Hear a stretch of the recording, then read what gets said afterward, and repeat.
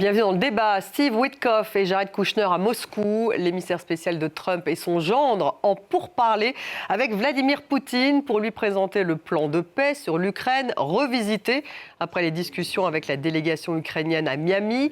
Pour Steve Witkoff, c'est une nouvelle rencontre avec le maître du Kremlin qu'il a déjà vu plusieurs fois.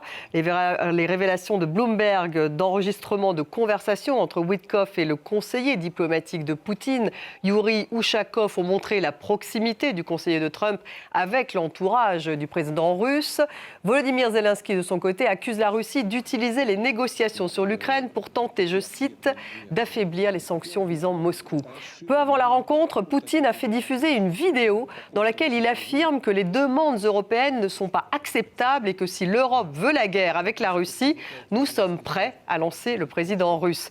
Alors que peut-on dire de cette rencontre entre Witkoff et Poutine? Que veut obtenir Steve Witkoff de Poutine et que veut Poutine finalement de Steve Witkoff? Un compromis entre Washington et Moscou sur l'Ukraine est-il possible? On va poser ces questions à nos invités. J'ai le plaisir d'avoir à mes côtés Sacha Koulaeva. Bonsoir. Vous êtes défenseur des droits humains et enseignante à Sciences Po et vous avez coécrit le documentaire Politsek, Les voix qui défient le Kremlin. Ça a été réalisé par Manon Loiseau et Ekaterina Mamontova et c'est toujours disponible donc sur la plateforme de France.tv jusqu'au 30 décembre. Bienvenue à vous. Monsieur l'ambassadeur, bonsoir. Merci d'être là. Jean de Glignasti, ancien ambassadeur de France en Russie. Bienvenue également. Richard Verly est avec nous ce soir. Bonsoir Richard. Bonsoir Stéphanie. Correspondant France-Europe pour le quotidien suisse Blick, auteur de Cette Amérique qui nous déteste. C'est aux éditions Nevikata. Et nous avons ce soir, tout au long de l'émission, Gulliver Krag, notre correspondant en Ukraine. Bonsoir Gulliver. Bonsoir. Ils sont donc en train de se parler, Jared Kushner, également Steve Witkoff et Vladimir Poutine. Et peu avant cette rencontre, peu avant ces discussions, Poutine a diffusé une vidéo dans laquelle il évoque l'Europe. On l'écoute. Nous n'avons pas l'intention de combattre l'Europe, je l'ai répété 100 fois. Mais si l'Europe décide soudainement de nous déclarer la guerre et de la déclencher, nous sommes prêts dès maintenant. Avec l'Ukraine, nous agissons de manière chirurgicale, prudente, vous comprenez? Il ne s'agit pas d'une guerre au sens moderne du terme. Si l'Europe choisit de déclencher une guerre, la situation pourrait très rapidement atteindre un point où il ne restera plus personne avec qui négocier. Gulliver, vous qui êtes à Kiev, on voit Poutine intransigeant sur les Européens juste avant cette rencontre. Qu'en dit-on en Ukraine de cette rencontre entre Witkoff et Poutine ? Je crois que c'est peut-être le moment opportun pour citer Alexandra Matvichuk, prix Nobel de la paix ukrainienne. Elle a partagé avec des défenseurs des droits de l'homme russes et biélorusses en 2022, qui a dit dans un entretien récent: je ne comprends pas pourquoi on continue à prendre les mots de Vladimir Poutine au sérieux. On a bien vu là, il a dit qu'il n'avait pas l'intention de faire la guerre à l'Europe, que la Russie agit de manière chirurgicale. Quand on voit combien de bâtiments résidentiels ont été détruits, ne serait-ce qu'à Kiev. Quand on se balade dans Kiev, on voit de plus en plus de destruction. Il est clair que leur manière de mener cette guerre est tout sauf chirurgicale. Mais ce qu'on peut comprendre dans ce qu'il dit, Vladimir Poutine, c'est qu'il n'est pas du tout d'humeur à faire des compromis. Et l'attente en Ukraine, c'est que si Steve Witkoff présente un plan modifié au président russe, modifié pour tenir un peu plus compte des besoins ukrainiens, alors Vladimir Poutine dira non. Et pour les Ukrainiens, c'est un peu un spectacle qu'ils ne comprennent pas trop pourquoi il y a tellement d'attention autour de ces négociations, alors que la conclusion leur paraît tellement claire d'avance. Sacha Koulaeva, puisque vous connaissez bien ce système Poutine, vous êtes d'accord avec ce que vient de dire Gulliver Krag? C'est finalement très peu de chances qu'on puisse avoir un compromis. Je pense qu'il y a plein de choses qu'on ne sait pas sur ce plan de paix ou le prétendu plan de paix. Par contre, il y a des choses qu'on sait. Et ce qu'on sait, c'est que Poutine ne veut pas de paix, en fait. Il veut ne pas perdre la face, mais il s'inflige. Pourquoi les reçoit-il alors ? Je pense que pour lui, c'est extrêmement important déjà que c'est l'Amérique qui se déplace vers Moscou pour lui parler. C'est important de montrer à l'Europe que c'est avec eux qu'il parle et qu'il parle avec ses conditions, avec ses positions. Prononcer ces belles paroles sur la guerre chirurgicale qui, franchement, qui peuvent que faire rire à ce stade et surtout qui ne font que la continuation des guerres qu'il mène depuis qu'il est arrivé au pouvoir, en Tchétchénie, en Géorgie, en Syrie, en Ukraine. Ça fait pas Ce 3 sont ans les que la mêmes guerre a guerres. commencé. Je dirais même c'est la même guerre. Et en Ukraine, ça fait pas 3 ans que la guerre dure, ça fait 10 ans, plus que de 10 ans. Et à chaque fois, en acceptant les compromis imposés par Poutine, on garantit la suite de cette guerre. Et j'ai bien peur que si on accepte cette fois-ci encore une fois, ça ne va pas s'arrêter là. Richard Verly, donc cette vidéo diffusée par Poutine juste avant cette entrevue avec Witkoff et Jared Kushner, c'est évidemment pas du tout un hasard. Est-ce que Witkoff va présenter à Vladimir Poutine une version modifiée effectivement de ce plan de paix, c'est-à-dire la version amendée par les Européens lorsque Poutine justement présente les Européens comme finalement ceux qui veulent lui faire la guerre? C'est tout le problème. Et d'abord, il y a une forme d'opacité sur ce nouveau papier qu'il amène à Vladimir Poutine, s'il l'amène. On ne sait pas trop ce qu'il y a dans ce nouveau papier. Ce que de sources américaines ont dit, c'est qu'il y aurait désormais une clause de garantie de sécurité type article 5 de l'OTAN, c'est-à-dire riposte immédiate en cas d'agression russe, riposte immédiate des alliés. Ça, c'est ce que disent certains. Et le deuxième élément que contiendrait ce plan, c'est qu'il n'y aurait plus de limitation de l'armée ukrainienne à 600 000 hommes. On parle de 800 000 hommes, notamment les Européens, c'est ce qu'ils disent. Après, est-ce qu'il va emmener ce papier à Vladimir Poutine ou est-ce qu'il va écouter Vladimir Poutine? Jusqu'à maintenant, ce qu'a fait Steve Witkoff, c'était toujours écouter Poutine, revenir à la maison avec les propositions russes et les transcrire. Moi, ce que je retiens de cette intervention de Vladimir Poutine, on peut la prendre. Alors, il faut essayer de rester objectif, sinon neutre. Peut-être c'est plus facile quand on est suisse. Il y a un élément d'avertissement à l'Europe, on est prêt pour la guerre, mais il y a un autre élément, c'est on ne veut pas combattre l'Europe. Il le dit quand même. La difficulté, c'est vrai, on ne peut pas faire confiance à Poutine, sauf qu'il faut bien négocier avec lui. Jean-Luc Guignassi. Je partage. À votre avis, il va Richard déposer Verly. un plan de paix modifié, Steve Witkoff? Est-ce que ça va être la base de sa discussion? Les Russes ont en dit ce qu'ils moment n'avaient avec pas Poutine reçu de plan de paix articulé. Ils ont dit on connaît les 28 points. Là, ils nous ont été communiqués. Le nouveau plan, il n'y en a pas. Et Macron Et lui-même a pourtant, dit. il y a un nouveau plan, puisqu'il a été négocié à Miami avec la délégation ukrainienne, avec les Je ne Européens. suis pas sûr. D'ailleurs, Macron lui-même a dit qu'il n'y avait pas de plan en tant que tel, qu'on ne pouvait pas considérer ça comme un plan. Ce qui est sûr, c'est que Witkoff va apporter les amendements qui ont été suggérés par l'Union européenne. Donc ça fait un nouveau plan, parce que ce sont des amendements au plan 28 points initial. Donc dans la réalité, on voit se dessiner les linéaments d'un nouveau plan, même s'il n'y a pas de plan formel. Mettre un plan formel, ça veut dire qu'il y a des offres à prendre ou à laisser, etc. On est quand même encore dans une phase de négociation assez souple. Les Américains sont des experts dans l'art de la navette. Hein. C'est Kissinger qui a inventé ça. Donc on va voir, puisque les ennemis ne se parlent pas, on va voir l'un, on lui dit qu'est-ce que tu veux, puis ensuite on va voir l'autre en disant... Mais ça, ce sont les diplomates qui font ça. Là, on a des hommes d'affaires. Non, Non, Kissinger des hommes n'était d'affaires. pas un diplomate, c'était un professeur d'université, certes spécialisé dans les affaires internationales, mais quand même. Là, Donc, c'est Witkoff et Kouchner qui sont vraiment des hommes d'affaires pour le coup, qui Oui. négocient avec ce Poutine. qui est important pour négocier ce genre de choses, c'est d'avoir la confiance totale du président et de manifester une loyauté totale au président. Et donc, ces deux Sherpas, moi je dirais, c'est l'équivalent d'un Sherpa, vous savez, dans le cadre du G7, chaque président a son représentant personnel. Et entre eux, ça forme une espèce de club d'une très, très grande intimité, où ils se comprennent, ils se donnent des conseils, etc. C'est exactement ce qui s'est passé d'ailleurs entre Witkoff et Ushakov d'ailleurs. Mais ça veut dire qu'on est ensemble et qu'on travaille ensemble. Et là, en l'occurrence... On travaille ensemble ou il y a de la connivence finalement entre, Mais il y a de la connivence, entre bien Steve sûr. Witkoff, Ushakov, vous parliez justement du conseiller de Poutine. Oui, oui, il y a de la connivence, bien sûr, parce que le fait d'être en contact quotidien avec le représentant personnel du président fait qu'au bout d'un certain temps, il y a cette connivence, c'est vrai, qui a choqué certains.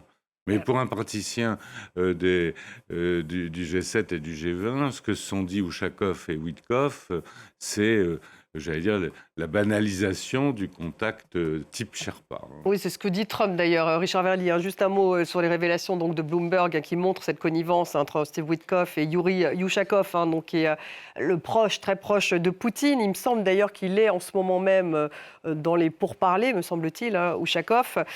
Est-ce qu'il y a une connivence qui fait d'ailleurs que Libération va titrer sur justement cette proximité entre, vous allez voir la une, c'était Libération donc, de la semaine dernière, sur le pantin de Poutine quand il parle de Steve Witkoff. Est-ce qu'on pourrait dire ça ?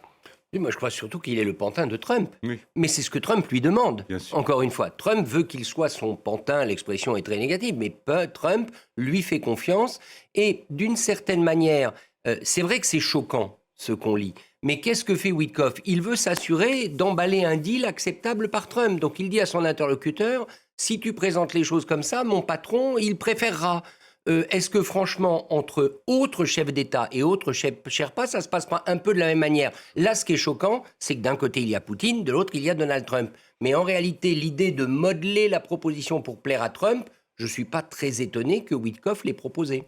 Sacha Koulaeva, là-dessus, sur cette connivence entre Witkoff et Poutine. Vous, quelle est votre réaction ? On parle d'ailleurs d'oligarques russes, dont le banquier de Poutine, qui ont offert aux Américains des concessions gazières en mer d'Okhotsk et également dans les mines de terres rares en Sibérie. Donc là, il est en train de se concocter un deal commercial, en fait, économique.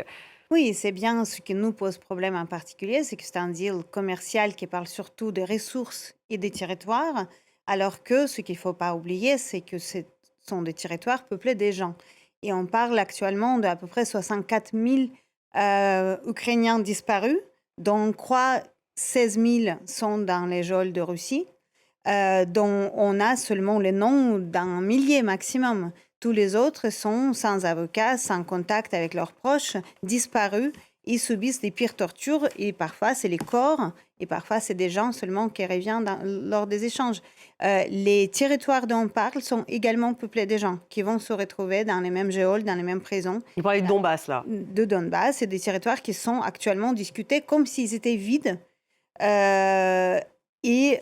Comme s'il n'y avait que les ressources naturelles dont parlent les employés de Trump dans ces négociations, alors qu'on parle quand même des vies et des conditions absolument inhumaines et terribles et des tortures des milliers de personnes. On va écouter Volodymyr Zelensky, qui lui était en Irlande aujourd'hui. On l'écoute. Nous allons recevoir certains signaux. Si ces signaux montrent un jeu équitable avec nos partenaires, nous pourrions alors rencontrer très bientôt la délégation américaine. À quel niveau se fera cette rencontre ? Nous verrons encore une fois en fonction des signaux. Si ces signaux permettent de prendre des décisions rapides et à grande échelle, alors la rencontre se tiendra à un niveau plus élevé.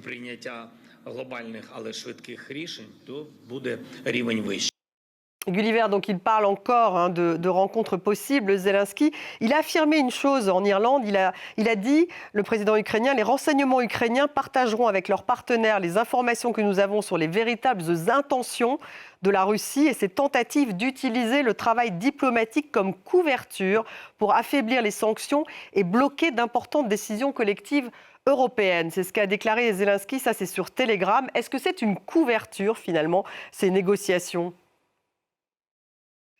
J'espère que les Ukrainiens partagent déjà dont ils disposent en termes de renseignements sur les intentions des Russes.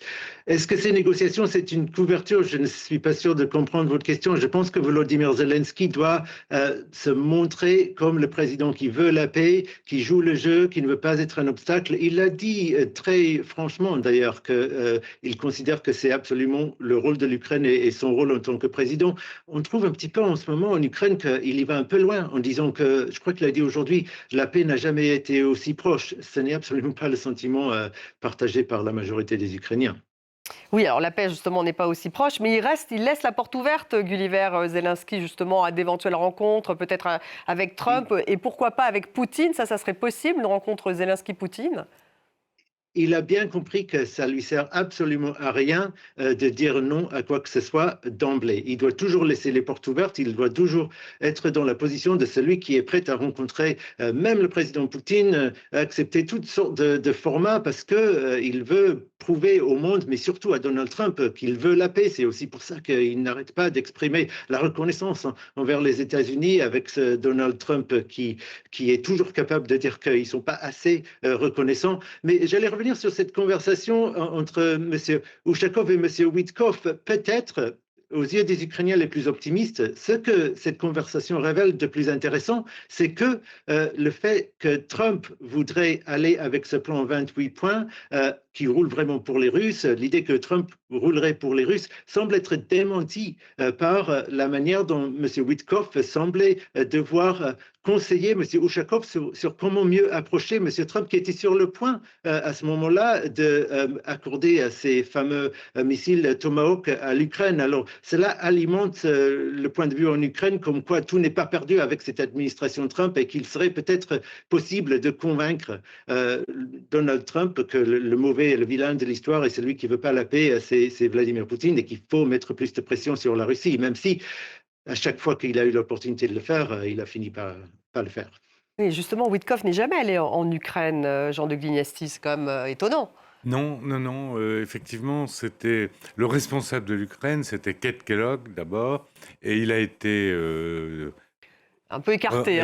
Keith Kellogg, on l'a vu au début, et puis on ne l'a plus beaucoup vu. Parce que Trump l'a trouvé trop pro-ukrainien. Et le deuxième, c'est Dan Driscoll, maintenant qu'il l'a remplacé, qui est le ministre de l'armée, je crois. Secrétaire américain aux armées. Et donc, lui, semble-t-il, est moins favorable à l'Ukraine, mais en tout cas, c'est lui qui est chargé de l'Ukraine. Du coup, Witkoff utilise cette spécialisation et ne va pas en Ukraine, c'est clair. Sa spécialisation, c'est la Russie. Quel rapport il a tout de même avec la Russie, Steve Witkoff? Richard Verly, justement, il n'est jamais allé en Ukraine. Il a rencontré pour Poutine, je crois que c'est la 6e fois ou la 7e fois qu'il rencontre... moi, j'avais compris que c'était la 5e fois depuis l'investiture de Trump. La 5e fois, ce qui est déjà beaucoup. Il est allé voir Poutine. On voit effectivement qu'il est séduit par le président russe. Et il ne va pas du tout voir les Ukrainiens alors qu'on est dans le cadre de négociations pour la paix en Ukraine. C'est vrai que ça reste très étonnant. Bon, d'abord, il y a la mission qui lui est assignée, c'est le deal avec la Russie. C'est la mission que lui a assignée le président Trump. Le deal sous toutes ses coutures, c'est-à-dire pas seulement le deal pour la paix en Ukraine, mais le deal commercial, le deal pour les ressources, etc. Ce qui fait qu'on voit les concessions qu'on évoquait tout à l'heure sur les terres rares ou autre chose. Alors, est-ce que c'est un admirateur de la Russie? En tout cas, ses propos le laissent penser. À chaque fois qu'il s'est exprimé, Steve Witkoff, c'est pour dire que Moscou était formidable, que c'était très propre, que c'est un grand pays, etc. Est-ce que ça fait partie de sa tactique de négociation ou est-ce que ça veut dire que fondamentalement, lui aussi veut faire des affaires en Russie? Je crois qu'il est d'une famille d'origine lointaine russe, me semble-t-il. Il ne parle pas russe, si je ne me trompe pas. Donc, il est quand même en terre très étrangère. C'est un homme d'affaires new-yorkais typique, mais à l'évidence, tout comme Trump, et c'est pour ça qu'il a été choisi, ce qu'il veut, c'est au plus vite revenir au business et mettre le conflit en Ukraine de côté. Sacha Koulaeva, il y a aussi ces oligarques russes, manifestement, qui passent déjà des deals, qui essayent en tout cas de passer des deals avec une partie de l'administration de Trump, ce président du fonds, donc Dmitriev, du fonds souverain russe. Quel est leur rôle auprès de Poutine? Est-ce que c'est vraiment une soumission totale ou est-ce qu'ils essayent d'avoir une voix auprès du président russe?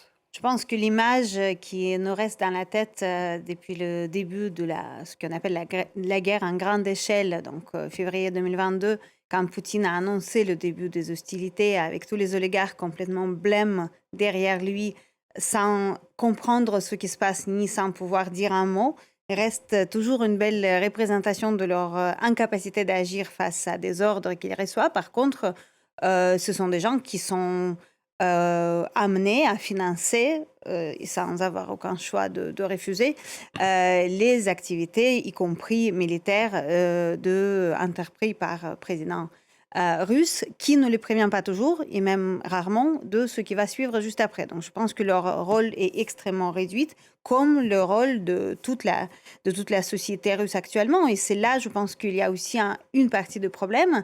parce que, et on le voit notamment dans le film que nous avons fait, le Polizek, c'est que c'est une société complètement muselée, où il n'y a plus, ça fait longtemps qu'on n'a plus de liberté de presse ou des choses comme ça, mais là, maintenant, c'est vraiment le moindre expression, le choix des couleurs des ongles des jeunes filles qui essaient de montrer des signaux cachés de désaccord avec la politique de régime est très, très sévèrement réprimé. Et en cas d'acceptation des accords de paix tel qu'il est présenté, en tout cas ce qu'on sait de cet accord actuellement, peut-être ça va geler, mais pas résoudre le conflit ukrainien, mais ça va encore plus enfoncer les sociétés russes dans la dictature parmi les plus remarquables qu'on a pu observer depuis de longues années. Mais vous dites que ça pourrait quand même geler, c'est-à-dire qu'on pourrait arriver à une sorte de gel un peu sur...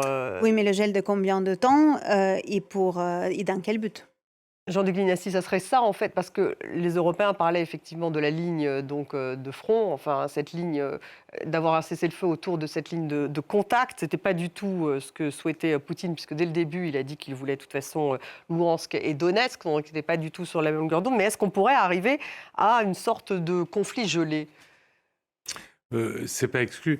Les Européens veulent un cessez-le-feu sec. Les Russes disent s'il y a un cessez-le-feu sec, ça veut dire que l'Ukraine va acheter des armements, profiter de l'aide internationale, etc. Donc moi, je veux, dit Poutine, un cessez-le-feu qui pose les grands principes d'un accord de paix.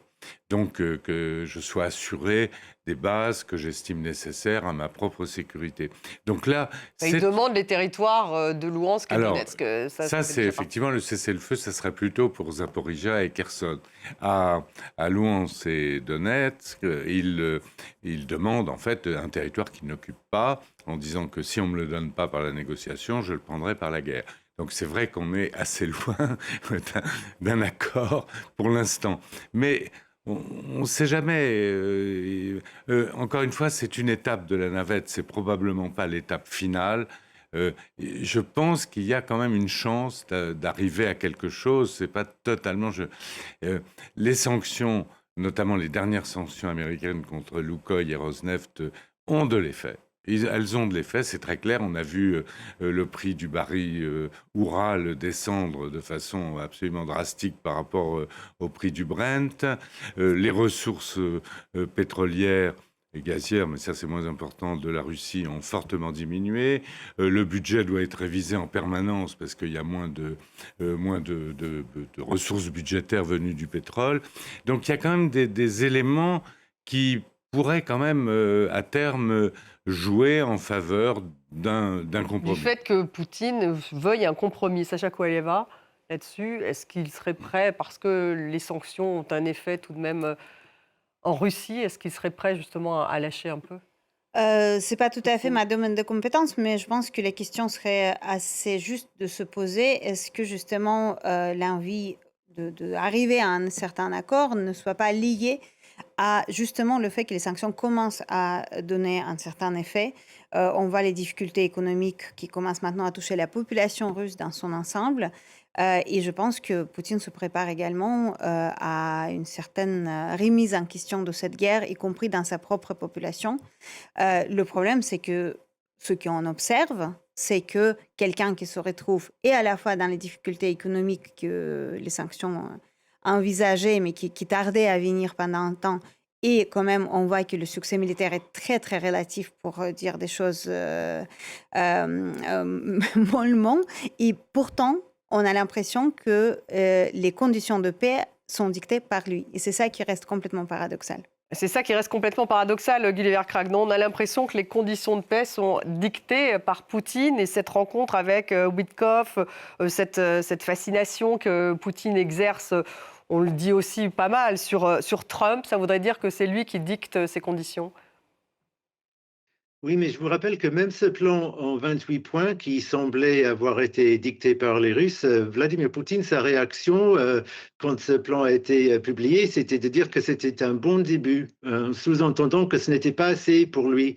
Il y a en Ukraine l'idée assez courante que, en fait, en Russie, c'est vraiment la fuite en avant et que Poutine a peur que la guerre arrête, parce que là, il y aurait beaucoup plus de mécontentement dans la société russe qui est tellement militarisée en ce moment et l'économie est tellement sur un pied de guerre qu'on voit mal comment elle pourrait fonctionner si la guerre s'arrêtait, même pour une pause, et même s'il y avait un certain allègement des sanctions au résultat de cette pause. On va écouter d'ailleurs Vladimir Poutine s'exprimer sur ce qu'il appelle les contre-mesures proposées à l'Ukraine. C'était donc une petite heure avant la réunion avec Witkoff et avec Jared Kushner. Alors, quelles contre-mesures possibles? D'abord, nous élargirons la portée de nos frappes contre les installations portuaires et les navires qui entrent dans les ports ukrainiens. C'est le premier point. Ensuite, si cela continue, nous envisagerons, je ne dis pas que nous le ferons, mais nous l'envisagerons, des contre-mesures visant les navires des pays qui aident l'Ukraine à mener ces opérations. Et l'option la plus radicale serait de couper complètement l'Ukraine de la mer. Dans ce cas, il lui serait totalement impossible de se livrer à des actes de piraterie.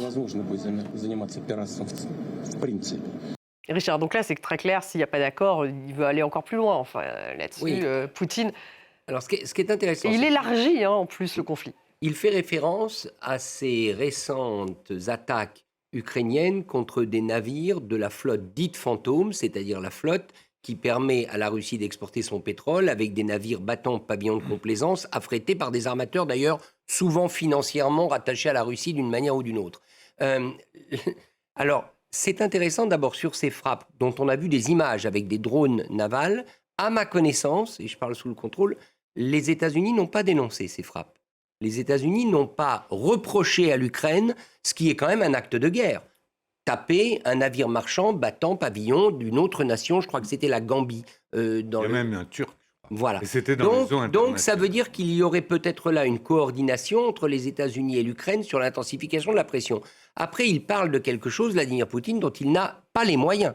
Parce que le blocus naval de la mer Noire, il n'en a pas les moyens maritimes, et il s'exposerait par ailleurs à des rétorsions parce que c'est la Turquie qui contrôle les détroits, mais surtout, s'il y a un terrain depuis le début sur lequel il a été battu, c'est le terrain naval, puisque plusieurs navires de guerre ont été coulés, y compris ce fameux croiseur. Donc je crois que là, on est purement dans l'avertissement théorique. Forme de menace. Absolument, mais non, la menace évidemment la plus forte, c'est la première. C'est l'intensification des frappes contre les infrastructures énergétiques et, Gulliver est bien placé pour le savoir, contre les populations civiles et contre les villes ukrainiennes. Jean-Luc Guignasti, sur ce que vient de dire Poutine. Alors, Encore une fois, c'était 1 heure avant l'entretien. donc, C'est Richard, Stéphanie, c'est pas Poutine. non, Richard a C'est ce qu'on a raison. entendu, Poutine, Richard, et l'interprétation qu'en fait Richard. L'attaque des tankers, c'est quelque chose de très important. Et à mon sens, je mettrais même en regard l'attaque des tankers et les déclarations de Poutine disant si l'Europe veut la guerre, elle l'aura. C'est extrêmement sensible puisque c'est le cordon ombilical qui permet à la Russie de vendre le pétrole qu'elle vend. Elle ne peut pas autrement. Donc la réaction de Poutine est extrêmement violente. Elle est violente vis-à-vis enfin très dure en tout cas. C'est très rare que Poutine s'exprime comme ça vis-à-vis de l'Europe et vis-à-vis de l'approvisionnement en armes par l'Europe de l'Ukraine. Là, j'ai une toute petite nuance avec Richard, c'est que dans la réalité, les Ukrainiens ont réussi à neutraliser la mer Noire à partir de la terre, essentiellement, avec des drones, etc. Mais ce qu'ils ont fait, les Russes peuvent le faire aussi. Ils peuvent envoyer des Iskander sur les installations portuaires. Ils peuvent détruire des tankers ou des cargos qui apportent des armes avec des drones marins. Ça, ils peuvent le faire. Ils ont moins de drones marins. Les Ukrainiens sont particulièrement bons dans ce domaine. Mais en fait, il y a une menace, je crois, qu'il faut prendre au sérieux. Parce que l'histoire des tankers, c'est très important pour les Russes. Gulliver, vous pouvez rebondir là-dessus, justement, sur cette menace de Poutine? Je suis sûr que si on demande aux gens en Ukraine, que ce soit des gens normaux ou des gens liés à ces opérations, ils vont dire qu'il ne faut pas réagir à ce genre de menaces venant du président russe. Ils sont très fiers de leur succès en mer Noire et ils comptent absolument sur leur frappe à longue distance et ce qu'ils appellent les sanctions ukrainiennes qui seraient bien plus efficaces que les sanctions occidentales sur l'économie russe pour changer le cours de la guerre. C'est vraiment la plus grande source d'espoir en Ukraine en ce moment, ces succès et justement aussi c'est une fierté d'avoir les drones marins dont la Russie ne dispose pas pour le moment. Un mot justement, Sacha Koulaeva, sur Pokrovsk, parce qu'on a l'impression que c'est aussi l'autre menace brandie par Poutine vis-à-vis des Américains, c'est de dire, donc il le dit depuis hier, hein, les Russes, qu'ils ont fait tomber Pokrovsk. Les Ukrainiens démentent, disent non, Pokrovsk n'est pas tombé. Est-ce que pour vous, c'est un... Bon, il y a un disque, il y a comment dire... un discours autour justement de ces victoires pour afficher une victoire ou au contraire ne pas l'afficher, c'est vis-à-vis des Américains aussi que Poutine voudrait montrer qu'il est le plus fort? Je pense qu'il faut commencer par le fait que quand même, les noms de ces villes, on les entend depuis 3 ans maintenant. Et le conflit se déplace de quelques kilomètres dans un territoire quand même très, très limité. Donc, dire qu'on est toujours encore à Pokrovsk, même s'il tombe, c'est dire que l'armée russe n'a pas progressé énormément. Et je suis tout à fait d'accord que quand on parle de la mer et de l'idée de bloquer la mer, de prendre Odessa ou je ne sais pas quoi, je pense que si c'était possible, ça serait déjà le cas. Pour le moment, on est encore très, très loin de ce compte. La ville de Pokrovsk est une ville stratégiquement importante, mais c'est pas non plus une énorme ville dont il reste quasiment plus rien à force de justement. Et c'est très difficile de savoir si elle est tombée ou pas en fait sur les informations. Parce qu'il n'y a quasiment plus rien debout aussi, parce que c'est quand même, c'est un territoire détruit par les 3 ans de la guerre quasi intégralement. Mais là où je serais peut-être pas tout à fait d'accord, c'est que les menaces dans la bouche de Poutine, c'est quelque chose dont nous, en tout cas, les Russes, on a très très largement l'habitude. C'est les menaces. C'est jamais la faute de Russie si on commence la guerre, c'est toujours la faute de quelqu'un d'autre. Si la Russie attaque, c'est toujours provoqué par quelque chose. Si ça ne soit pas les tankers aujourd'hui, ça serait autre chose demain. Poutine utilise les menaces en permanence et quand même très très souvent, c'est les menaces qui sont relativement en l'air. Et qu'est-ce qui pourrait justement faire en sorte qu'il choisisse un compromis, qu'il choisisse un cessez-le-feu, un accord? Sans être un diplomate, je pense qu'il faut se prendre tout à fait différemment que ce qui fait actuellement la délégation de Trump, qui met vraiment Poutine et son discours et ses déclaration tout à fait à l'honneur de ce processus de guerre, de paix, pardon, vous voyez le lapsus, alors qu'on parle quand même à un criminel de guerre recherché par la CPI, et je pense que ça disparaît complètement de tableau général de cette négociation. C'est-à-dire que de lui dire ce qu'il a envie d'entendre, ce n'est pas efficace. Je pense que ça fait quand même 20 ans, on voit déjà que quand on dit à Poutine ce qu'il a envie d'entendre, il continue. Ça, c'est la règle à laquelle il n'a jamais dévié. Gulliver Krag, vous êtes d'accord? En fait, cette administration, Witkoff, Jared Kushner, en disant à Poutine ce qu'il veut entendre, en parlant justement de deal économique avec son entourage, ce n'est pas la bonne façon de faire?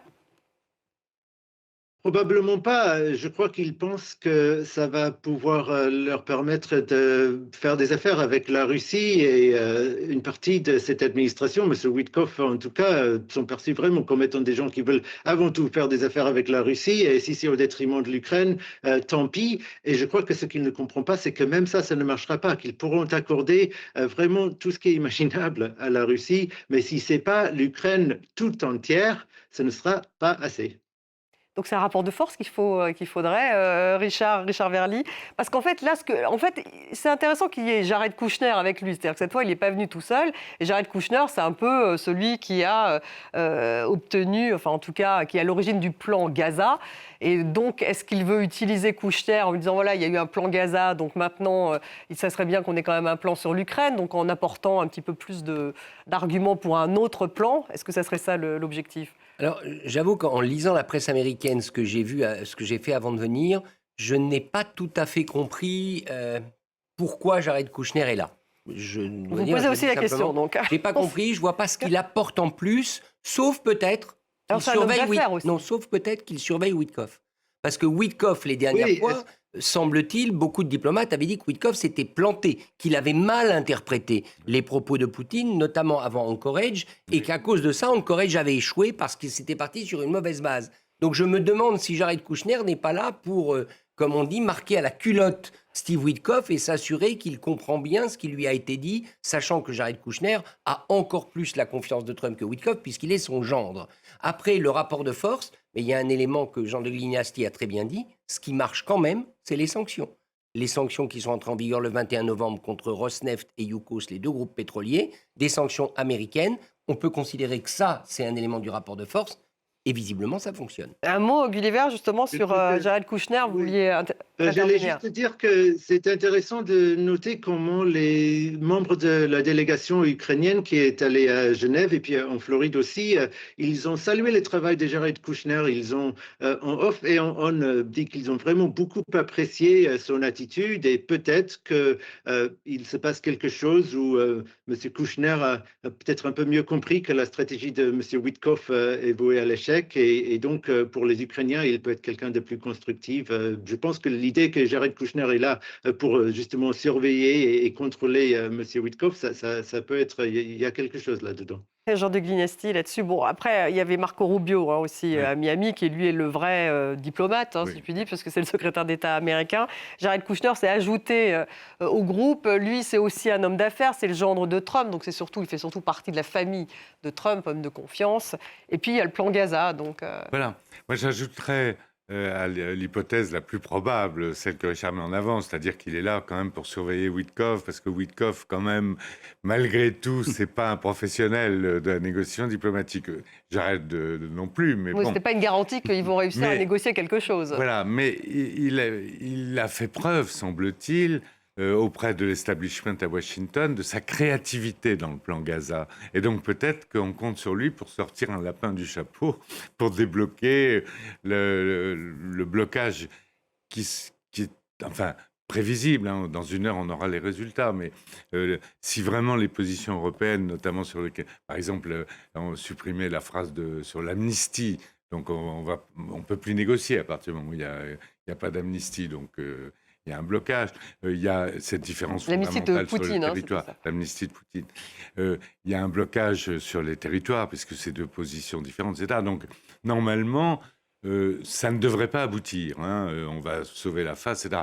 J'espère me tromper. Et peut-être que, effectivement, on va sauver la face du comment, Jean de Glignasti? On va sauver la face comment? Parce que s'ils arrivent, paradoxalement, s'ils arrivent tous les deux totalement bredouilles à Washington, en n'ayant absolument rien obtenu et que finalement la guerre se poursuive, ou alors ça voudra dire qu'ils vont voir les Européens. D'ailleurs, demain, a priori, il devrait y avoir une rencontre Witkoff-Kouchner en Europe. Donc ça serait ça plutôt, on sauve la face. Si, lors d'une navette, on éclaircit les problèmes les uns après les autres. Donc il restera sans aucun doute un blocage sur le territoire parce que jamais l'armée ukrainienne, à moins d'être totalement défaite, n'acceptera de se retirer des territoires qu'elle a tenus assez héroïquement pendant 3 ans. Donc là, ça ne sera pas réglé. Mais d'autres choses peuvent être réglées. D'autres choses concernant, par exemple, la levée progressive des sanctions. Les Russes voulaient tout d'un seul coup. Peut-être même sur les effectifs de l'armée ukrainienne. Il faut se souvenir qu'à Istanbul, les Russes avaient demandé 100 000 hommes pour l'armée ukrainienne. Bon, là, on est plutôt à 800 000, hein, avec la correction européenne. Donc, c'était plutôt 600 000. Oui, ça fait une sacrée différence. Mais ce n'est pas exclu qu'on finisse par se mettre d'accord. Peut-être même qu'on avancera sur les garanties de sécurité. Donc, on peut toujours dire, ben voilà, on a éclairci 3-4 points. Enfin, c'est le principe de la navette. Moi, je vois ça comme une navette traditionnelle. Donc, on pourra dire, bon, ce n'est pas le stade final, mais quand même, on a avancé. Comme ça sauvera la face à tout le monde. Sacha Kolaeva, vous voyez une navette, vous voyez de toute façon un Poutine qui ne souhaite pas de paix, pas de cessez-le-feu? Je pense que dans le sens de Poutine, la navette, c'est continuer à jouer le jeu tant que ça le profite. Et je pense que plus longtemps ça dure, plus ça l'arrange. Et oui, et pourquoi? C'est-à-dire que lui, le temps joue pour lui, vous diriez? Parce que d'une part, je ne suis pas sûre que Trump a un plan très clair, je ne suis pas sûre que Poutine a un plan très clair. Il veut l'Ukraine, ça c'est sûr. Ce qu'on veut, on sait. Par contre, ce qu'il est capable d'obtenir et quel est son projet derrière ce qu'il essaie d'obtenir, je suis même pas sûre que c'est si clair que ça dans sa tête. Je pense que la guerre profite à beaucoup de ses projets, dont son projet personnel et politique, qui est lui à la présidence de la Russie, à son image. Ça lui plaît de dicter les conditions, ça lui plaît de dire non à tout ce qu'on lui propose, ça lui plaît de continuer à essayer de tenir l'Ukraine dans le terreur, parce que c'est de ça qu'il s'agit, quand tous les jours il pleut des bombes sur l'Ukraine. Tout ça, je pense, n'est pas pour lui déplaire. Il n'est pas forcément dans l'urgence de chercher une issue de cette situation. Et que lui disent ces généraux? Parce que là-dessus, on entend des choses un peu différentes. Très sincèrement, je ne suis pas sûre qu'il Non. demande ces généraux à lui dire quelque chose. Et si même il les demandait, on n'a qu'à voir ce que ces généraux lui ont dit au début de 2022 et le résultat que ça a donné. Et qu'est-ce qu'ils lui ont dit en 2022? Il faut que vous nous le rappeliez. Qu'on va marcher à Kiev dans 3 jours. On est 3 ans après et on est toujours très très loin de Kiev. Donc il ne peut pas vraiment se fier à ces généraux. Mais est-ce qu'ils lui disent quelque chose? Pas sûr. On arrive un peu à la fin. Gulliver, un mot tout de même. Est-ce que, donc, délégation ukrainienne, a priori, qui devrait rencontrer Witkoff et Kouchner en Europe mercredi. Donc vous aussi, l'image de la navette de Jean de Glignasti, c'est quelque chose que vous pensez assez juste? Effectivement, on voit qu'il y a beaucoup de déplacements en ce moment, mais je pense que pour les Ukrainiens, ce sera beaucoup plus intéressant de mieux comprendre la position américaine et voir s'il y a de la flexibilité là-dedans, plutôt que d'entendre ce que Vladimir Poutine aura dit, parce que là, je crois que c'est déjà, ils ont l'impression, en tout cas, de déjà savoir. Ils seraient bien surpris si c'est autre chose qu'un gros niet au plan. Et on comprend que Vladimir Poutine avec sa participation ou à moitié participation à ce processus de paix, ce qu'il arrive à faire, c'est de diviser l'Occident entre les Américains et les Européens. Il y a plus de division maintenant et parmi les Européens aussi, on voit bien que le processus et le plan de 28 points a alimenté le refus belge, par exemple, d'octroyer ce prêt de 100 ou 150 milliards d'euros en avoir russe gelé. Donc ça, c'est un très grand problème pour l'Ukraine, par exemple. Merci beaucoup d'avoir participé à cette émission. Gulliver Crack, Sacha Koulaeva, merci. Richard Verly, merci. Jean de Glignasti, merci à vous tous de nous avoir suivis. Et vous retrouvez l'émission sur les réseaux sociaux. Je vous dis à demain.